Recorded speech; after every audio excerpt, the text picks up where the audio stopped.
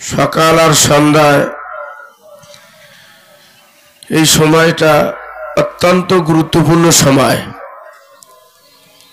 এই সময়টা ঘুমায়া থাকতে নাই, অত্যন্ত গুরুত্বপূর্ণ সময়। আমার শায়েখ আল্লামা রসুলপুর রহমাতুল্লাহ আলাইহি বলতেন, মারেফতের 70টা সেন্টার খোলা থাকে এই সময়।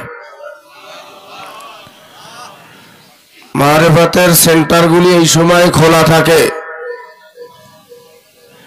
এই সময় সমস্ত আল্লাহ ওয়ালারা উজরখানে দিন ফায়েজ তাওয়াজু বিলীন করতে থাকে। এই সময় ঘুমায় থাকতে নাই, এদিক ওদিক বসে থাকতে নাই, আল্লাহ তাআলার ধ্যান খেলে বসে থাকতে হয়, জিকির আজকারে বসতে হয়, মুরাকাবা মুশাহাদায় বসতে হয়। এই সময় ফজরের পরে আর মাগরিবের পরে এই সময়টা অত্যন্ত গুরুত্বপূর্ণ সময়। এমনই একটা সময় আমরা বসছি এখন। সবাই নিজেকে ছোট মনে করে বসি। মান তাওয়াজা লিল্লাহ রাফাহুল্লাহ। আল্লাহর জন্য যে নিজেকে ছোট করে দেয়, আল্লাহ পাক রব্বুল আলামিন তাকে টানিয়া টানিয়া বলন্দ করে দেয়, তত উঁচু করে দেয়। নিজেকে ছোট করে দিয়ে বসতে হবে। যে যত নিজেকে ছোট করতে পারবে আল্লাহ তাআলা তার দরজা তত বাড়াইয়া দিবে। मिटा दो अपना हस्ती को अगर कुछ मर्तबा चाहो, कि दाना खाक में मिलकर गोले गुलजार होता हो।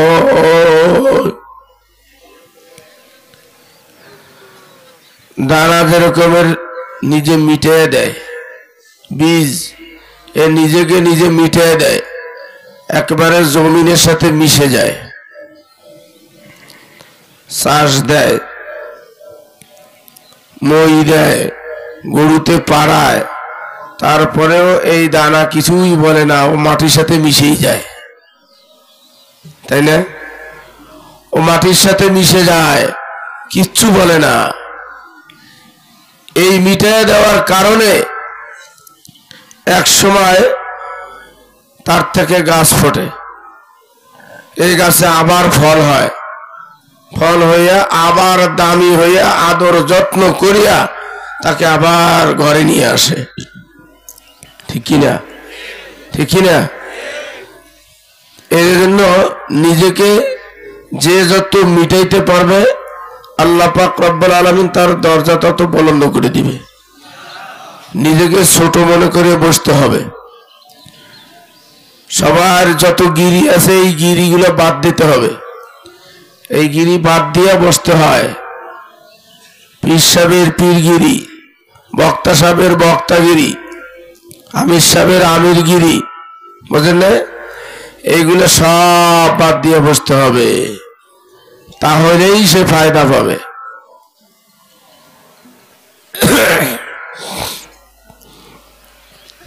যতক্ষণ পর্যন্ত ভিতর থেকে অহংকার দূর না করবে, এই আমির গিরি,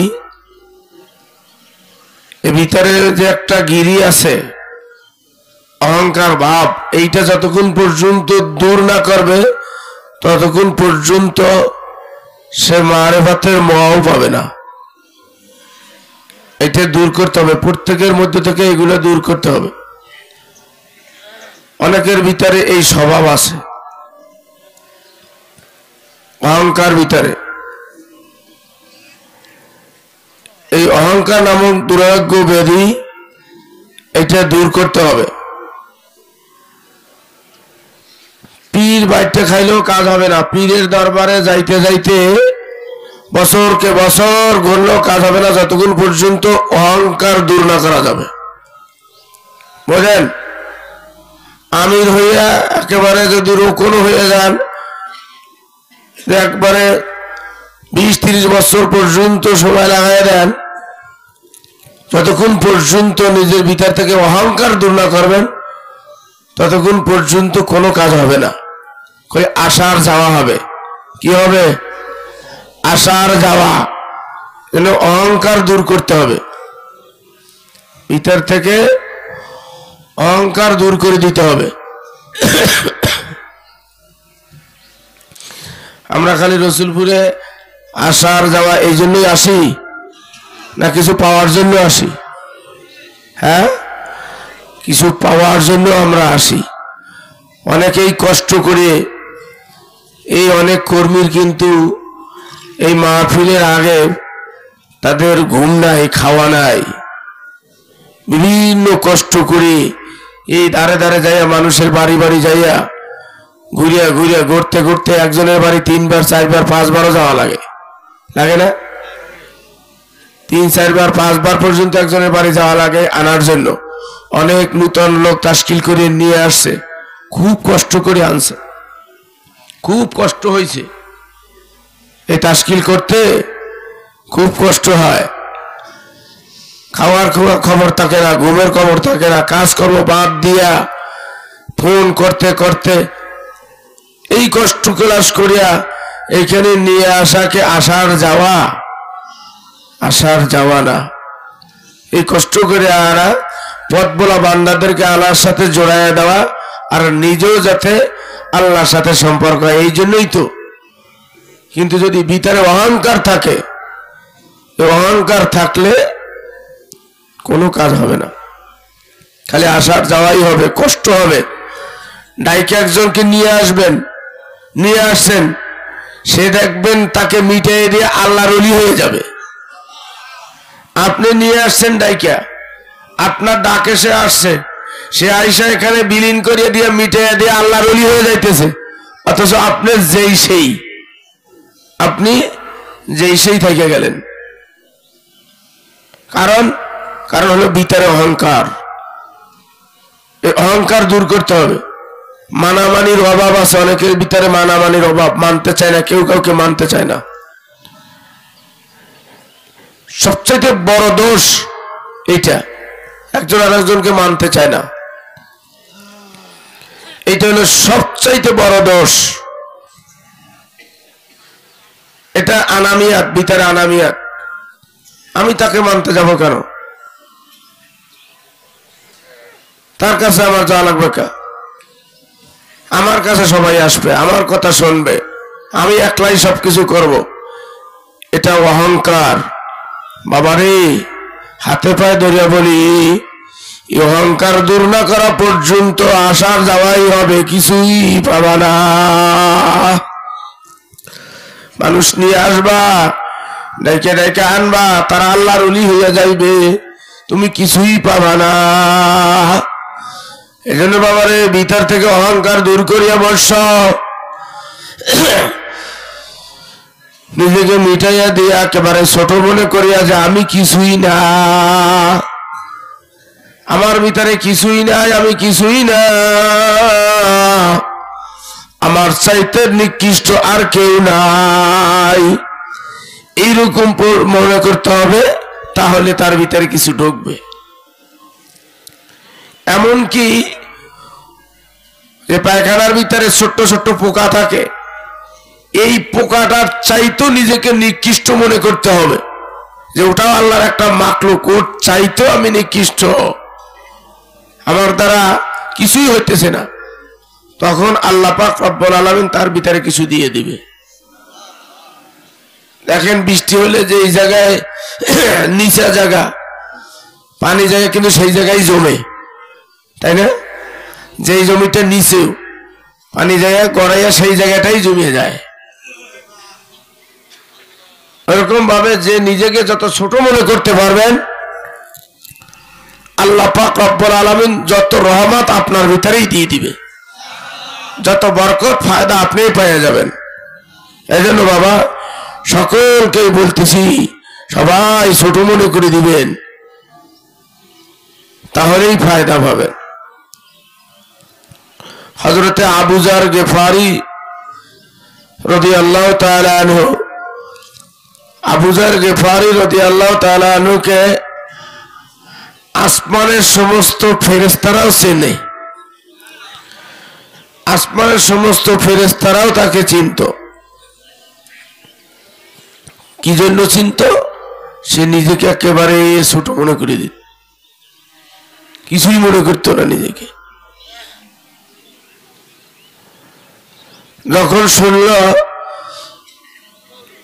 যে মুহাম্মদুর রাসূলুল্লাহ সাল্লাল্লাহু আলাইহি সাল্লামের আবির্ভাব হয়েছে মক্কায়, আল্লাহ রসুলের আবির্ভাব হয়েছে, আবু যর গিফারী রাদিয়াল্লাহু তাআলা আনহু এই গিফার থেকে মক্কায় আসছে রসুলের সাথে দেখা করবে, আল্লাহ রসুলের সাথে দেখা করার জন্য আসছে এবং মুসলমান হবে।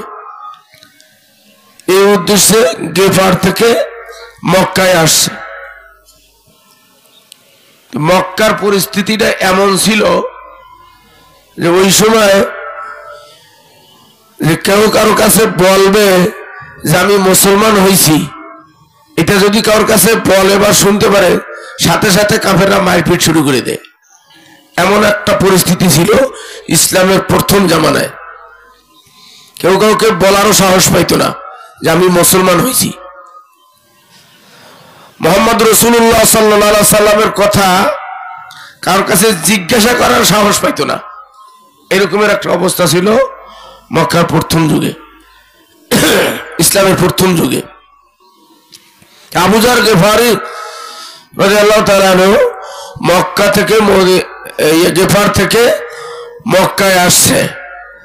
আয়েশা যে কারো কাছে জিজ্ঞাসা করবে যে আল্লাহর রাসূল কোথায়, মুহাম্মদ কোথায়, তাকে চেনো কিনা, আমি তার কাছে আসছি, বলার মতো সাহস ছিল না।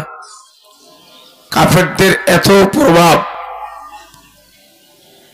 কাবা তপ করতেছে, কাবা তপ করে করে ওই হেরেম শরীফের ভিতরে বসে থাকে, দেখেনি কোনো কায়দায় পরিচয় পাওয়া যায়, রসুলের পরিচয় পাওয়া যায় কিনা, কোথায় থাকে, বাড়ি কোথায়, কোনো মতে পরিচয় পাওয়া যায় কিনা, হেরেম শরীফের ভিতরে বসে থাকে।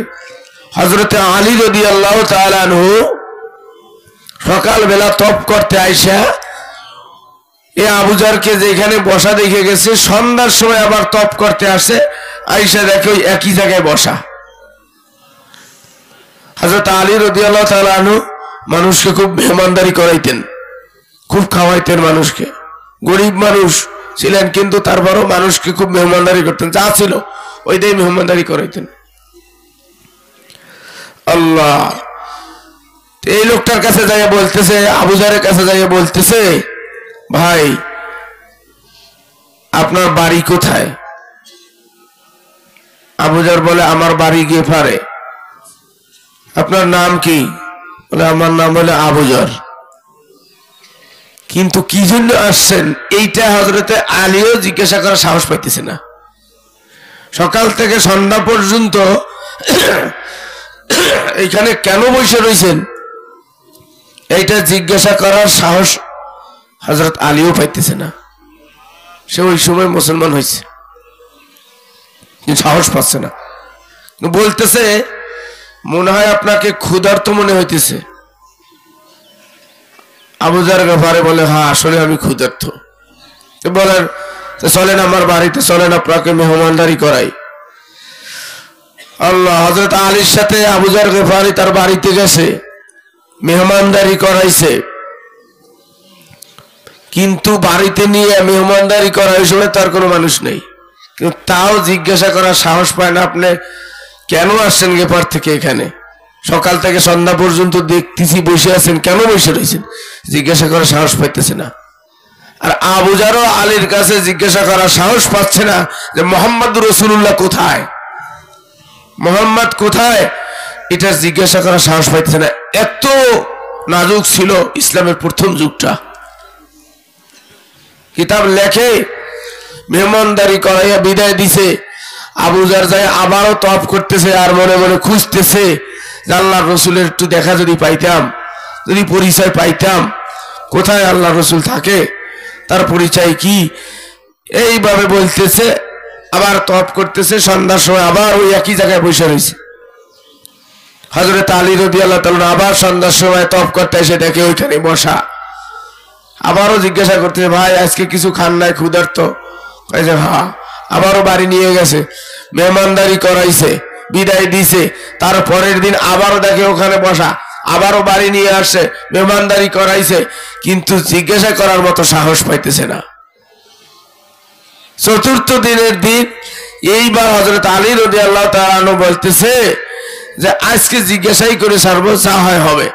আবার আবু জার বাড়ি রাদিয়াল্লাহু তাআলা আনহু মনে মনে চিন্তা করে বলতেছে যে আজকে আলীর কাছে জিজ্ঞাসাই করব, যা হয় হবে কপালে, যে মোহাম্মদ কোথায়। খানা খাওয়া এটা বলতেছে, ভাই এই 4 দিন পর্যন্ত আপনি এখানে এসে বসে আছেন, কারণটা কি, কি জন্য আসছেন বলেন তো? না খাইয়ে থাকেন এরকম, কি জন্য আসছেন একটু বলেন তো দেখি। আবু যারও সাহস করে আজকে বলে ফেলাইছে, বলতেছে আসছি আমি হইলো মোহাম্মদের খোঁজে আসছি। নবী দাবি করছেন এই মোহাম্মদ রাসূলুল্লাহ সাল্লাল্লাহু আলাইহি সাল্লাম, তার খোঁজে আসছি। তার খোঁজ আপনি জানেন? তার বাড়ি কোথায়, সে কোথায় থাকে জানেন আপনি? বলার সাথে সাথে হযরত আলী রাদিয়াল্লাহু তাআলা বুকের সাথে জড়াইয়া ধরছে আর বলতেছে, আবু যার এই 4 দিন পর্যন্ত কষ্ট করতেছে, আমার কাছে আগে বলো না কেন? তিনি তো আমারই নবী, আমি তো মুসলমান হয়েছি, আমার নবী মুহাম্মদ রাসূলুল্লাহ সাল্লাল্লাহু আলাইহি সাল্লাম, আগে বলো না কেন? তবে ভাই শোনো আবু যার, মুহাম্মদ রাসূলুল্লাহ সাল্লাল্লাহু আলাইহি সাল্লামের খোঁজ আমি দিতে পারবো, তবে আমি কিন্তু তোমার সাথে যাইতে পারবো না। কারণ কাফেররা যদি দেখে আমি তোমাকে খোঁজ দিয়ে নিয়ে যাইতে আছি, আমি খোঁজ দিতেছি, তাহলে কাফেররা আমাকেও ছাড়বে না, তোমাকেও ছাড়বে না, তোমাকেও মারবে, আমাকেও মারবে। অতএব একটা পদ্ধতি অবলম্বন করা যায়, আমি আগে আগে একটা ছোট্ট পাথর নিয়ে আমি আগে আগে যাব, তুমি আমার পিছনে পিছনে যাবা। যেইখানে যাইয়া আমার পাথরটা আমি ডাইন দিকে নিক্ষেপ করব, তুমি ওই দিকে চলে যাবা আর আমি অন্য দিকে চলে যাব, যাতে মক্কার কাফেররা বুঝতে না পারে তুই আমার সাথে যাইতে আছো, তুমি একটু পিছনে পিছনে থাকবা। বলে আচ্ছা ঠিক আছে, আমি পিছনে পিছনেই থাকবো, আপনি আগে আগে যাইয়েন। কাফেররা যেন বুঝতে না পারে যে দুইজন একই সাথে যাইতেছে। আল্লাহ কত নাজুক ছিল, আর আমরা তো এখন কত শান্তি, তাই না? জিকির করতে কেউ বাধা দেয়, নামাজ পড়তে কেউ বাধা দেয়, রোজা রাখতে কেউ বাধা দেয়, দিন ধর্ম মানতে কেউ বাধা দেয়, কেউ বাধা দেয় না। আর ওই সময় নাম শুনলেই মায়ের শুরু করে দিত। আল্লাহ। তো যাই হোক, হযরত আলী রাদিয়াল্লাহু তাআলা আনহু যাইতেছে আবু যার পিছনে পিছনে, ছোট্ট একটা পাথর নিয়ে যেতে যেতে দারুল আরকামের ভিতরে রাসূলুল্লাহ সাল্লাল্লাহু আলাইহি সাল্লাম বসা ছিলেন। হযরত আলী রাদিয়াল্লাহু তাআলা আনহু কাছাকাছি যাইয়া ওই দিকে একটা পাথর নিক্ষেপ করে হযরত আলী আর একদিকে চলে যায়। আবু যার মনে করতেছে যে তাহলে পাথর যখন এদিকে মারছে আমার এই দিকে যাইতে হবে, এখানে গেলে আমি পেয়ে যাব। বাস ওই পথ ধরিয়া আবু যার যাইতেছে, যাইয়া দেখে দারুল আরকামের ভিতরে আপনার আমার নবী মুহাম্মদুর রাসূলুল্লাহ সাল্লাল্লাহু আলাইহি সাল্লাম বসে রয়েছে। মনে হয় একটা পূর্ণিমার চাঁদ বসে রয়েছে, সামনে কিছু লোক নিয়ে বসা আছে, মনে হয় যেন একটা পূর্ণিমার চাঁদ বসা। পূর্ণিমার চাঁদের ভিতরে কালো কালো দাগ আছে, কিন্তু মুহাম্মদুর রাসূলুল্লাহ সাল্লাল্লাহু আলাইহি সাল্লামের চেহারার ভিতরে কোনো দাগ ছিল না।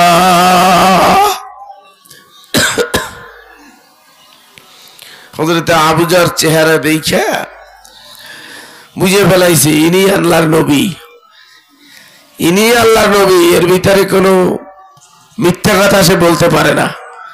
এত সুন্দর চেহারাওয়ালা ব্যক্তি এ কোনোদিন মিথ্যা কথা বলতে পারে না। ইনি আল্লাহর নবী। সরাসরি রাসূলুল্লাহ সাল্লাল্লাহু আলাইহি সাল্লামের সামনে যায় হাজির হয়েছে, যা বলছেন ইয়া রাসূলুল্লাহ, আমি গিফার থেকে আসছি, আপনার খবর পাইছি, আমাকে মুসলমান বানিয়ে দেন।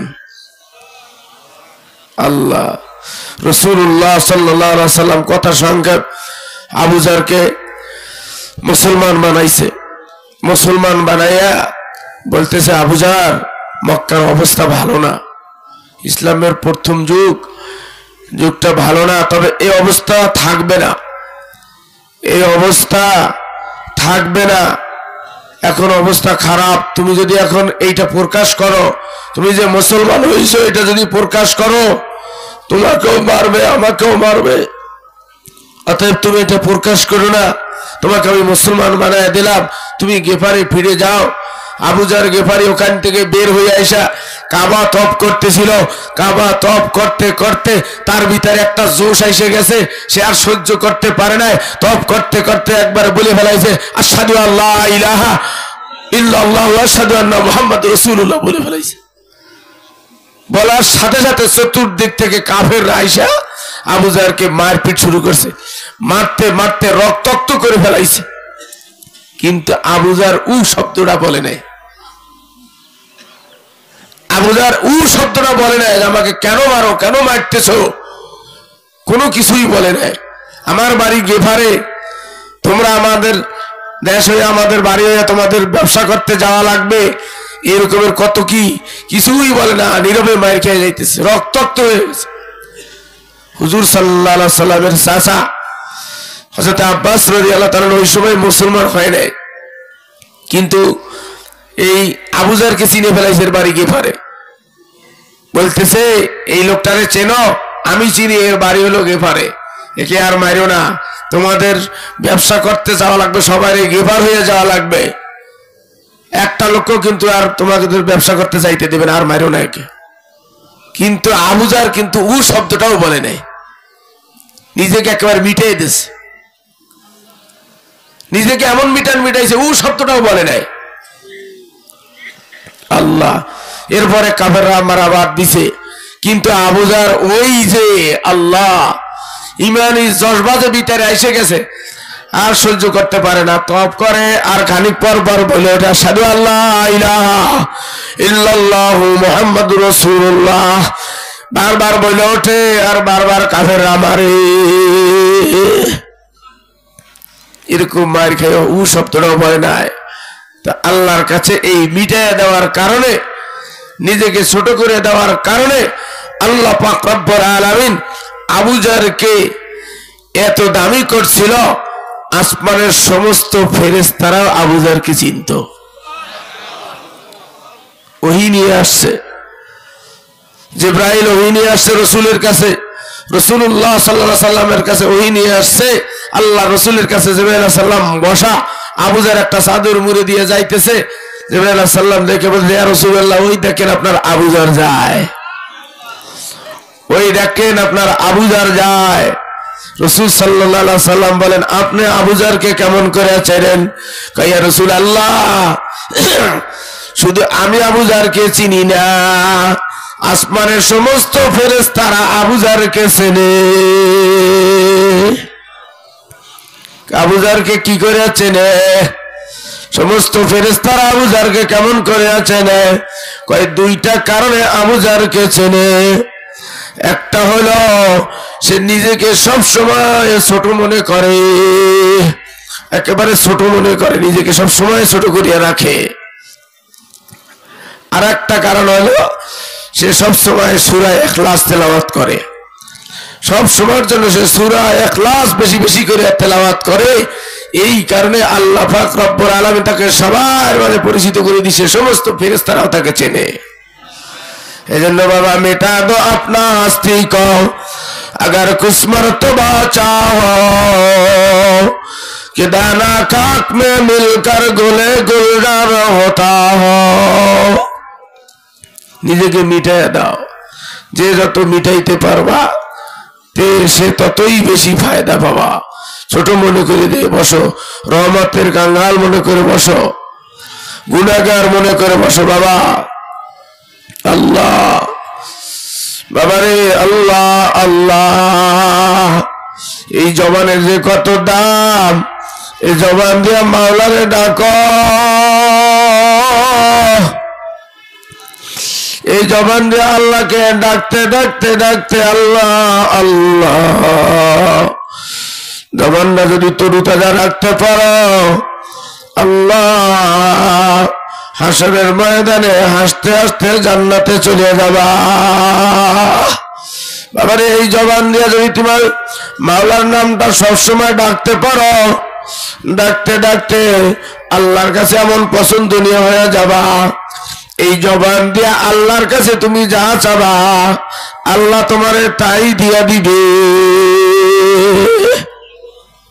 বাবারে আল্লাহ আল্লাহ এই জন্য জবানটা আল্লাহর দেওয়া জবান এই জবান দিয়া মাওলারে ডাকিও বাবা বাবারে যুবক হওয়ার বুড়া হওয়ার পুরুষ হওয়ার মহিলা হও বাবা এই জবান দিয়া যদি মাওলারে ডাকো তোমার এই জবানটা দামি হয়ে যাইবে জবানটা আল্লাহর কাছে যা চাবা তাই তোমারে দিয়া দিবে আল্লাহ এক হাজী সাহেব হজ করতে গেছে হজ করতে গিয়া দেখে একটা মহিলা বোরকা পরা একটা মহিলা তার একটা বাচ্চাকে ছোট্ট একটা বাচ্চাকে কোলে করে নিয়ে কাবা তওয়াফ করতেছে আর কিছুক্ষণ পর পর এই বাচ্চাটাকে উপরে উঠে এইভাবে দেখায় কেমন যেন আল্লাহকে দেখাইতেছে উপরে উঠে বাচ্চাটাকে দেখাইতেছে আর বলতেছে আল্লাহ এই সেই তোমার ওয়াদা আল্লাহ এই সেই তোমার ওয়াদা এই বলে বাচ্চাটাকে উপরে উঠে দেখায় হাজী সাহেব কয়েকবার দেখার পরে এই মহিলাটার কাছে যাই বলতেছে হাজী এই বাচ্চাটাকে বারবার উপরে উঠে দেখাইতেছো আল্লাহ তোমার সাথে কি ওয়াদা করছিল একটু বলো তো মহিলা বলতেছে হাজী সাহেব শুনবেন তাহলে শোনেন আল্লাহ পাক রব্বুল আলামিন আমার সাথে কি ওয়াদা করছিল একটু শোনেন আমি জাহাজের ভিতরে ভ্রমণ করতেছিলাম কোথাও যাইতেছিলাম জাহাজের ভিতরে ছিলাম গভীর রাত্রে ঝড় তুফান উঠল জাহাজটা ডুবে গেল জাহাজের ভিতরে যত মানুষ ছিল কে কোথায় চলে গেল কোনো খবর নাই কে কোথায় ভাসে গেল কোনো খবর নাই আমি আমার এই ছোট বাচ্চাটাকে নিয়ে সাগরের ভিতরে ভাসতেছিলাম হাবুডুবু খাইতেছিলাম ভাসতে ভাসতে একটা তক্তা পাইলাম এই তক্তার উপরে উঠে বাচ্চাটাকে নিয়ে আমি বসলাম সাগরের ভিতরে ভাসতেছিলাম যখন সকাল হয়ে গেল তখন দেখি আরেকটা তক্তার ভিতরে আরেকটা যুবক ভাসতে ভাসতে আমার তক্তার কাছে আসলো এই যুবকটা আসিয়া তার তক্তাটা ছেড়ে দিয়ে আমার তক্তার উপরে বসলো তক্তার উপরে বসিয়া হাজী সাহেব আমার চেহারার দিকে তাকাইয়া সে আমার উপরে আশেক হয়ে গেল হাজী সাহেব আমি তো বোরকা পরা আল্লাহর বিধান যদি না হইতো আমি আপনারে আমার বোরকা খুলিয়া আপনারে দেখাইতাম আল্লাহ তাআলা আমারে কত সুন্দর করিয়া বানাইছে আল্লাহ তাআলা আমারে কত সুন্দর করিয়া বানাইছে আমার এই চেহারা দেখিয়া এই যুবক আশেক হয়ে গেছে শেষ পর্যন্ত এই সাগরের ভিতরে বসে আমাকে খারাপ প্রস্তাব দিয়া বসলো আমার উপরে খারাপ প্রস্তাব দেয়া বসলো আমি যুবককে বললাম হে যুবক আল্লাহকে ভয় করো হে যুবক আল্লাহকে ভয় করো সাগরের ভিতরে ভাসতে আছি এখনো বিপদ কাটে নাই আমাদের সাথীরা কে কোথায় গেছে কোনো খবর নাই আল্লাহ আমাদেরকে বাঁচায় রাখছে সাগরে এখনো পর্যন্ত ভাসতে আছি আল্লাহকে ভয় করো মহিলা বলে হাজী সাহেব যুবক আমার কোনো কথাই শুনলো না বলে কোনো কথাই আমি শুনবো না আমি এখনই তোমার সাথে খারাপ কাজ করব মহিলা বলল হাজী সাহেব ওই সময় আমি যুবকটাকে বলছিলাম আমার করে যে ছোট্ট একটা বাচ্চা দেখতে আছো এই বাচ্চাটাকে আমি একটু ঘুম পাড়াইয়া নেই তারপর তুমি যা ইচ্ছা তাই করিও বলে হাজী সাহেব এই কথাটাও যুবক শুনলো না আমার এই কথা শুনিয়া আমার কোলের থেকে আমার ছোট বাচ্চাটাকে টান দিয়ে নিয়ে সাগরের ভিতরে নিক্ষেপ করলো আমার বাচ্চাকে যখন সাগরের ভিতরে ফেলাইয়া দিল ওই সময় আমি আল্লাহর কাছে দুই হাত উঠে বলছিলাম আল্লাহ মাতা নাসরুল্লাহ মাতা নাসরুল্লাহ আল্লাহ তোমার সাহায্য কত দূরে। আমি আল্লাহর কাছে বলতেছি আল্লাহ তোমার সাহায্য কত দূরে। বলার সঙ্গে সঙ্গে একটা আওয়াজ আসলো, ইন্না নাসরাল্লাহি করিব, আমার সাহায্য অতি নিকটে। শব্দ হওয়ার সঙ্গে সঙ্গে দেখি সাগরের থেকে বড় একটা হাঙ্গর আসিয়া এই যুবককে গ্রাস করিয়া নিয়ে সাগরে চলে গেল। হাজী সাহেব, এরপরে আমি সাগরের ভিতরে একা একা ভাসতেছিল। ভাসতে ভাসতে একটা দ্বীপের ভিতরে যাইয়া উঠলাম। আমি অপেক্ষা করতেছিলাম যে কোন জাহাজ যায় কিনা, আমাকে উঠাইয়া নেয় কিনা। দেখি একটা জাহাজ ভাসিয়া যাইতে আছে। আমি হাত দিয়ে ইশারা করলাম। জাহাজের যে ক্যাপ্টেন আমাকে দেখিয়া বয়া ফেলাইয়া আমাকে জাহাজের ভিতরে উঠাইল। হাজী সাহেব, আশ্চর্য ঘটনা হলো, জাহাজের ভিতরে উঠিয়া দেখি আমার যে ছোট বাচ্চাটাকে সাগরের ভিতরে ফেলাইয়া দিছিল, সেই বাচ্চাটা জাহাজের ভিতরে খেলাধুলা করতে আছে। আমার বাচ্চাকে আমি ধরতে যাই, জাহাজের লোকজন বাচ্চা ধরতে দেয় না, বলে এটা কি তোমার বাচ্চা নাকি? আমি সমস্ত ঘটনা যখন খুলিয়া বললাম, তখন জাহাজের ক্যাপ্টেন বলে, শোনো, এই বাচ্চাটা আমরা কোথায় পাইলাম?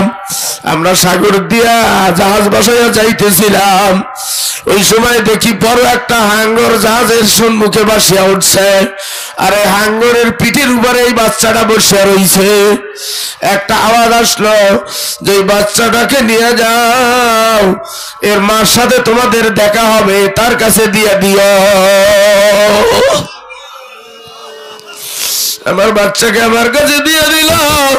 হাজী সাহেব, আমার সেই বাচ্চাকে নিয়ে আমি আজকে হজে আসছি, এই জন্য বারবার তওয়াফ করতেছি আর আল্লাহকে উঁচু করে করে দেখাইতেছি, আল্লাহ এই সেই তোমার ওয়াদা, আল্লাহ এই সেই তোমার ওয়াদা। বাবারে, জবানটা ঠিক করিয়া মাওলার কবরে যাইও। এই জবানটা আল্লাহর কাছে যা চাবা আল্লাহ তাই দিয়ে দিবে। বাবারে, আল্লাহ আল্লাহ, অনেকে নেকের কাজ করতে পারো না, গরিবতার কারণে অনেকে নেকের কাজ করতেও পারো না। আল্লাহ আল্লাহ, কাজ করতে চলে যাওয়া লাগে, সারাদিন কাজকর্ম নিয়ে ব্যস্ত, এই জন্য ইবাদত বন্দেগী করতে অনেকে পারো না। বাবারে, আল্লাহ আল্লাহ, যদি তোমার ভিতরে ইবাদতের আফসোস থাকে, গরিবী হালাতের কারণে করতে পারো না, কিন্তু ইবাদতের আফসোস যদি তোমার ভিতরে থাকে, এই আফসোস থাকার কারণে আল্লাহ পাক রব্বুল আলামিন ওই বড় লোকে সারাদিন যে ইবাদত করে তার চাইতেও বেশি নেকি তোমারে দিয়া দিবে, যদি তোমার ভিতরে আফসোস থাকে। বাবা বাবারে, আল্লাহ আল্লাহ, ইমাম বুখারীর উস্তাদ আব্দুল্লাহ ইবনুল মুবারক, এই আব্দুল্লাহ ইবনুল মুবারক সারা রাত্র দাঁড়াইয়া দাঁড়াইয়া ইবাদত করত, সারা রাত দাঁড়াইয়া দাঁড়াইয়া আল্লাহর ইবাদত বন্দেগী করত। আল্লাহ তাহাজ্জুদের নামাজ পড়তো, জিকির আজকার করতো, কোরআন তেলাওয়াত করতো, সব সময় ইবাদতে লিপ্ত থাকতো। আর তার পাশেই একটা গরিব বাড়ি, আল্লাহ ওই মানুষটা কামারের কাজ করত, দাও খুন্তা কুড়াল বানাইতো, লোহা পিটাইয়া পিটাইয়া দাও খুন্তা কুড়াল বানাইতো। কিছুদিন পরে আব্দুল্লাহ ইবনুল মুবারকের যখন ইন্তেকাল হইল, ওই লোকটারও ইন্তেকাল হয়ে গেল। ওই গ্রামের আর এক আল্লাহর ওলি স্বপ্নে দেখে আব্দুল্লাহ ইবনুল মুবারক জান্নাতের ভিতরে ঘোরাঘুরি করতে আসে। আল্লাহ স্বপ্নের ভিতরে আব্দুল্লাহ ইবনুল মুবারককে জিজ্ঞাসা করতেছে, হুজুর, আল্লাহ তাআলা আপনার সাথে কেমন ব্যবহার করতে আছে? আমার সাথে আল্লাহ খুব ভালো ব্যবহার করতে আছে, কিন্তু আমার চাইতো বড় জান্নাত দিছে আমার বাড়ির কাছে যেই কামার, এই কামারকে আমার চাইতেও বড় জান্নাত দান করেছে। এইটা দেখিয়া এই আল্লাহর ওলির ঘুম ভাঙিয়া গেছে। বাবারে আল্লাহ আল্লাহ।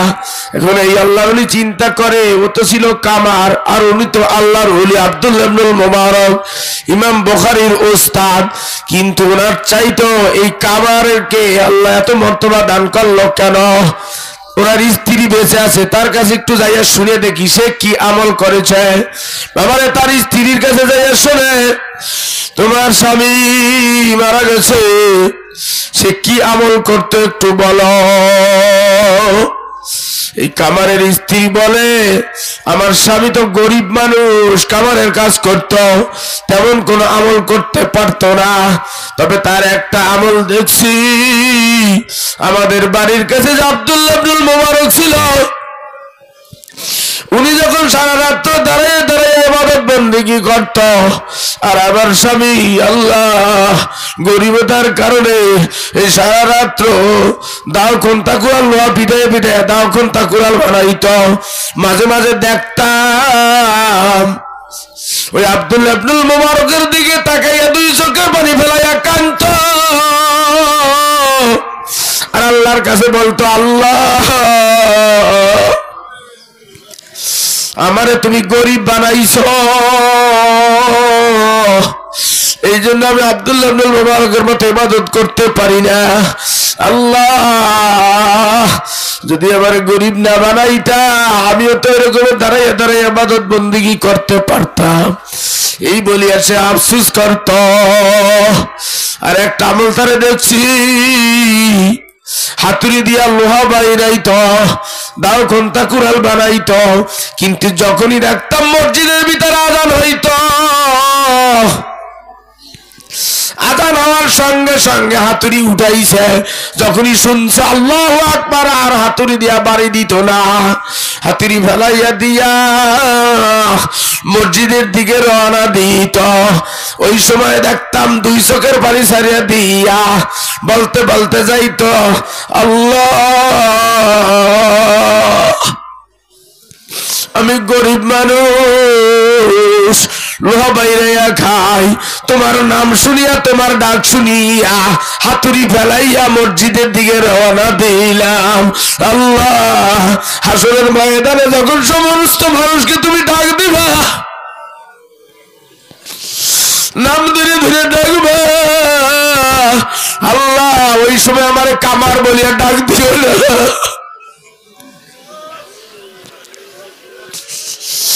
আল্লাহ ওই সময় আমার কামার বলিয়া ডাক দিও না। হাসরের ময়দানে তোমার বান্দা বলি আমার একটা ডাক দিও।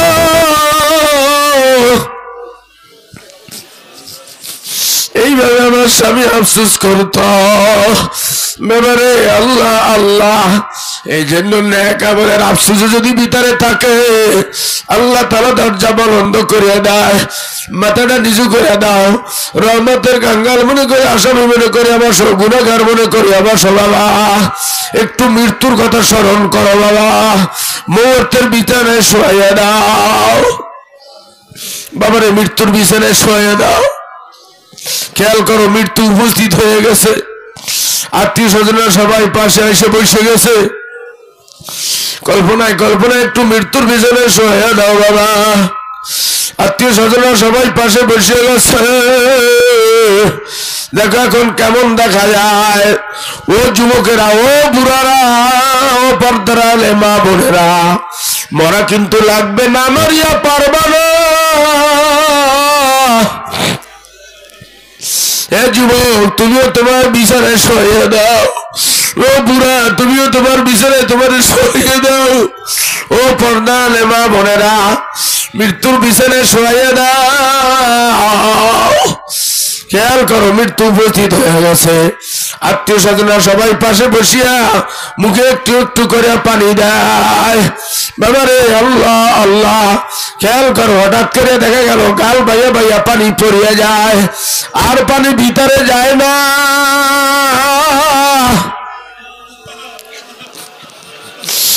প্রতিবেশীরা ডাক দেখা, আর পানি দিও না, আর পানি দিও না, তোমার বাবা তো আর দুনিয়ায় নাই, তোমার ছেলে তো আর বেঁচে নাই, আর পানি দিও না, আর পানি দিও না। কি একটা দৃশ্য বাবা, এরকম একটা দৃশ্য এক সময় তোমারও হবে আমারও হবে বাবা। একটু দৃশ্যটা কল্পনায় কল্পনায় খেয়াল করো। আল্লাহ, সবাই কান্নাকাটি শুরু করে দিছে, একটা কান্না রোল পড়ে গেছে বাড়িতে, হাউমা করে সবাই কাঁদতেছে। দরদের ছেলে কান্দে, মেয়ে কান্দে, আত্মীয় স্বজন কান্দে, স্ত্রী কান্দে, ভাই কান্দে।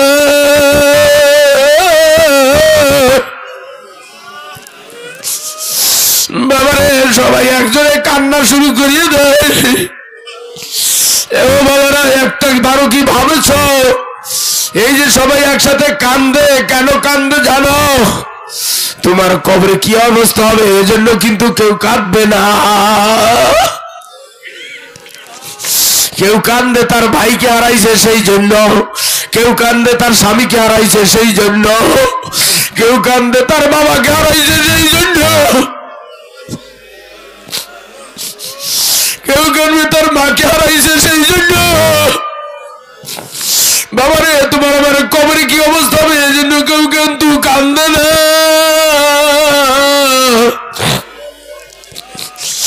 বুঝিয়ে শুনিয়ে তারপর মেউলার কবরে যাইও। তোমার কান্না তুমি কান্দিয়া যাইও, তোমার জন্য কিন্তু কেউ কাঁদবে না। বাবারে খেয়াল করো। এইবার আল্লাহ আল্লাহ বলে আর পানি দিও না, এবার বলো কবর দেবা কোন জায়গায়? আল্লাহ আল্লাহ একটু খেয়াল করো। আরে কেউ কবরের জায়গা দেখাইয়া দেয়। আল্লাহ মারা যাওয়ার সঙ্গে সঙ্গে সমস্ত কাপড় চুপড় গুড়ি খুলিয়া নেয়। দামি দামি কাপড় গায়ে ছিল সব কাপড় চুপড় গুলো খুলিয়ে নেয়। কত আদর যত্ন করতো, এখন সব কাপড় চোপড় গুলো খুলিয়ে নিয়ে একটা চাদর দিয়ে ঢাকিয়ে রাখে। আল্লাহ আল্লাহ আল্লাহ, কি নিষ্ঠুর ব্যবহার। বাবারে, ও ভাইরা, ও বাবারা, যেই ছেলে মেয়ের জন্য আল্লাহ আল্লাহ হারাম হালাল মিশাইয়া গুছাইয়া যাদের জন্য কামাই করছো বাবা, যাদের জন্য হারাম হারাম মিশাইয়া কামাই করছো, তারা তোমার বিদায় দেওয়ার জন্য পাগল হয়ে যাইবে বাবা। কেউ আত্মীয় স্বজনের বাড়ি খবর দেয়, কেউ বাসের সার দেখাইয়া দেয়, কেউ গরম পানি চাল করে, কেউ কাপড়ের কাপড় আনতে যায়। একটু দেখো, চক্ষু বন্ধ করে একটু খেয়াল করো। তোমার আমার ঘর থেকে বারান্দায় নামাইয়ে নিয়ে যায়। আহ আহ, কি নিষ্ঠুর বাবা। কত দাম, কত আদর যত্ন, কত মহব্বত। মারা যাওয়ার সঙ্গে সঙ্গে ঘর থেকে বাইরে নামাইয়ে নিয়ে যায়, বারান্দায় নামাইয়ে নিয়ে যায়।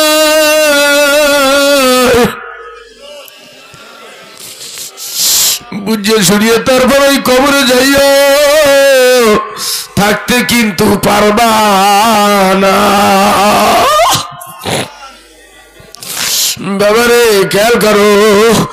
এইবার আল্লাহ আল্লাহ তোমার আমারে গোসল দিতে নামাইতে আছে।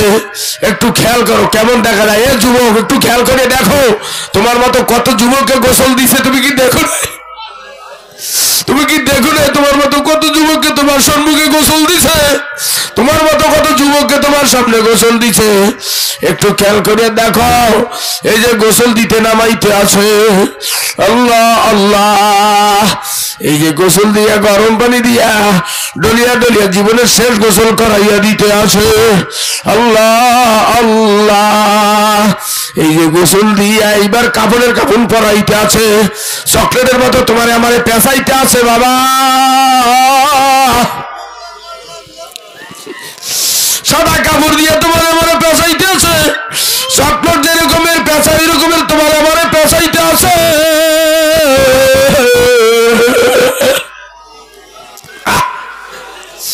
পায়ের বান্ধে বোঝা গেল লম্বা লম্বা কদম নাই, সিজার বান্ধে বোঝা গেল লড়া চড়ার শক্তি নাই, মাথার বান্ধে বোঝা গেল কথা বলার শক্তি নাই। একটু খেয়াল করে দেখ এখন কেমন দেখা যায়। ওই যে কানলিতে শোয়াইয়া এইবার জানাজা পড়তে নিয়ে যাইতে আছে, একটু খেয়াল করে দেখো না কেমন দেখা যায়। এই যে জানাজা পড়তে দাঁড়াইছে, আত্মীয় স্বজন না সবাই পাশে দাঁড়াইয়া গেছে, জানাজার লাইন দিয়ে দাঁড়াইছে। বাবারে মৃত্যু ব্যক্তি সব নিজে দেখে, সব দেখতে পায়, কে কে জানাজায় আইছে, কারো কারো জানাজা পড়তেছে, সব দেখতে পায়, কিন্তু বলার শক্তি থাকে না। খেয়াল করো, এই যে জানাজা নামাজ পড়াইয়া এইবার তোমার আমার কবরের দিকে নিয়ে রওনা দিয়েছে। ওই যে অন্ধকার কবরে সাথী নাই বাতি নাই, ওই কবরের দিকে নিয়ে রওনা দিয়েছে। বাবারে গুনাহগার ব্যক্তিকে যখন কবরের দিকে নিয়ে রওনা দেয়, আল্লাহ আল্লাহ আল্লাহ পাক রব্বুল আলামিন তখন ডাক দিয়া ফেরেশতাদেরকে বলে, ও ফেরেশতারা, বড় শখ করিয়া জাহান্নাম কামাই করেছে, একটু জাহান্নামের নমুনা না দেখাইয়া ওরে কবরে আনিস না। আল্লাহ আল্লাহ, এইবার জাহান্নামের ফেরেশতারা জাহান্নামের নমুনা কবরের ভিতরে দেখায়। মুর্দা ব্যক্তি কবরের দিকে যায় আর দেখে কবরের ভিতরে আল্লাহ ধাউ ধাউ করে আগুন জ্বলতে আছে, কবরের ভিতরে ধাউ ধাউ করে আগুন জ্বলে, ৯৯টা সাপ কিলবিল কিলবিল করে সে দেখতে পায়। আর নিজের বাসায় চিল্লায় আর কয়, ও আমার ভাই, ও আমার ছেলে, ও আমার সন্তানেরা, ওই কবরের ভিতরে আমারে নিও না, ওই আগুনের ভিতরে আমারে নিও না, ওই সাপের মধ্যে আমারে নিও না। কে শোনে কার কথা?